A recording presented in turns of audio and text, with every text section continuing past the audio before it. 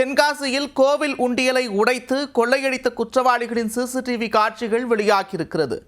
ஜெயிலில் மலர்ந்த நட்பால் கூட்டு சேர்ந்து உண்டியல் திருட்டில் ஈடுபட்ட சம்பவத்தின் பின்னணி என்ன?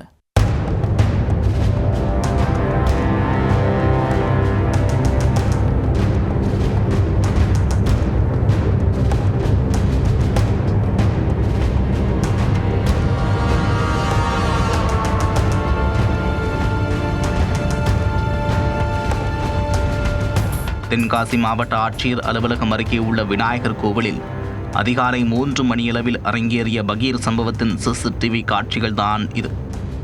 அதிகாலை 3 மணியளவில் மர்ம இளைஞர்கள் 3 பேர் குட்டி கோவிலின் இரும்பு கேட்டை ராடால் நெம்பி எடுத்து திறந்துள்ளனர். பின்னர் உள்ளே வைக்கப்பட்டிருந்த உண்டியல் பூட்டை உடைத்து காணிக்கையை கொள்ளையடித்துவிட்டு தப்பித்துள்ளனர்.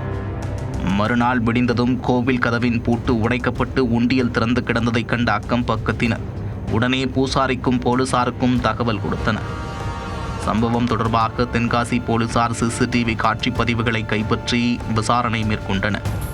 அதில் சம்பவத்தில் ஈடுபட்ட இசக்கிமுத்து, பிரவீன்குமார், வெற்றிவேல் உள்ளிட்ட 3 கட்டம் கட்டி கைது செய்தனர். பிடிபட்ட 3 ஏற்கனவே திருட்டு வழக்கில் சிறையில் அடைக்கப்பட்டவர்கள்.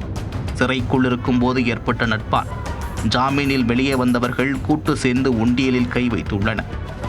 உண்டியலை உடைத்து 7000 ரூபாய் பணத்துடன் ஓடியவர்கள் குடித்தே அந்த பணத்தை காலி செய்துள்ளனர். இதனையடுத்து 3 பேர் மீதும் வழக்கு பதிவு செய்த போலீசார் அவர்களை நீதிமன்றத்தில் ஆஜர்படுத்தி மீண்டும் சிறையில் அடைத்தனர்.